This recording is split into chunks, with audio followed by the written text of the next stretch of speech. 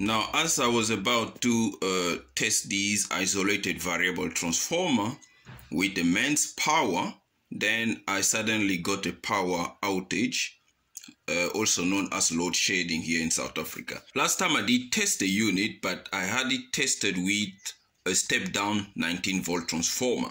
Now today I wanted to test it straight from the mains so that we can see how we can be able to control from 0 up to 230 volt mains AC.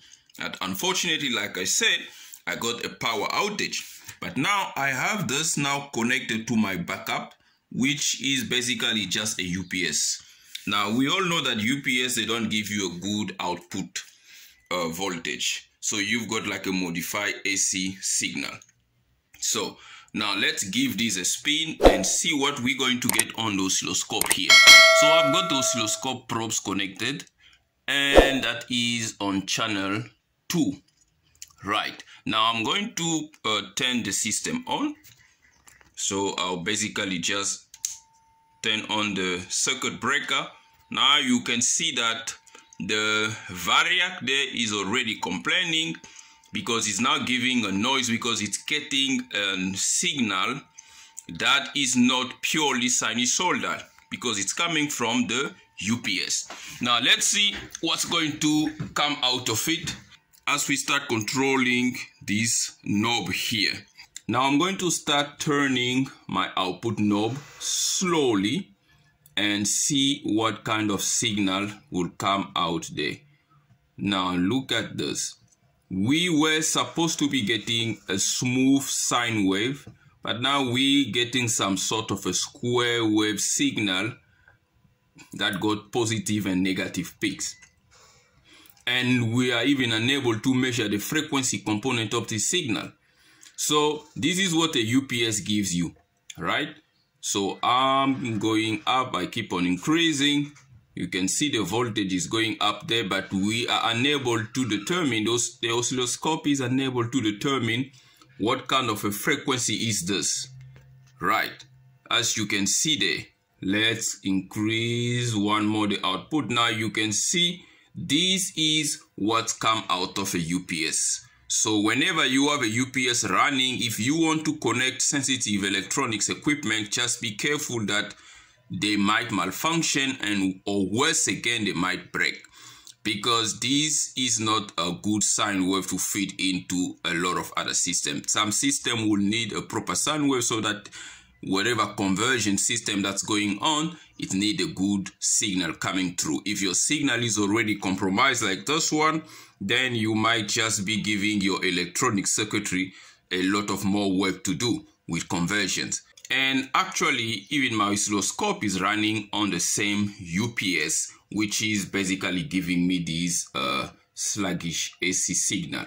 So what I'm going to do is I'm going to pause this video and wait for the power to come back, and then run the test again and see what kind of smooth signal we're going to get from the mains. We all know how it's going to look like. But before I pause this video, I'm going to plug a floodlight so that I can just see how we can power the floodlight with this variable power supply. Alright, so I've got the floodlight connected onto the output of this variable transformer. The oscilloscope is also still connected. Now I'm just going to start increasing the knob. Now you can see we're still getting the same junk sine wave. Now the floodlight is coming on. So it's still working. Now you can see as the light output increase, we also getting more flicker through, because obviously the UPS is giving us a junk frequency coming through there. Now you can see as the light output increase, as a voltage increases as well, we can see that the flicker is also increasing, right? Because the UPS is indeed giving us an unknown frequency component, so the light flickers is also increasing there. All right, so I'm going to turn this system down and wait for a SCOM mains power to come back and then give it another spin. Okay, so my power is now back. I'm no longer in load shedding. Now let me turn this circuit breaker on. Now notice the system is very quiet, unlike when I was running it with the UPS. The variac was making a lot of noise. There was a lot of ringing noise because the frequency that was going in through that coil was not a good frequency. So that was a story there. So now it's very quiet. Now let's have a look at the signal that's going to be present here on my oscilloscope screen as I start turning the knob. Now we all remember that junk signal that came out of that UPS. Now look at this one. This is a smooth sine wave straight from your mains wall. Right, now look at the frequency. The frequency is stable at 50 Hz. Unlike the UPS frequency that we could not even tell how much it was. And as you can see, now I'm only using a 10x scope probe here, so my signal is gonna go out of bound here. I need a 100x probe in order to capture this full 230 volt AC signal.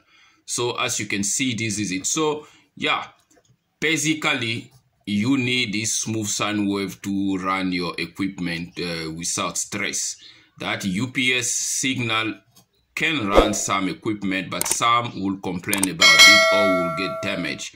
Or you can acquire yourself an inverter.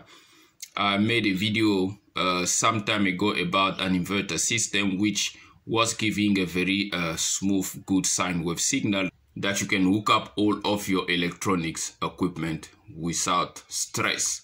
So that is it, guys, for this tutorial, and if you find anything useful, please give it a thumbs up and subscribe to CMTEQ channel.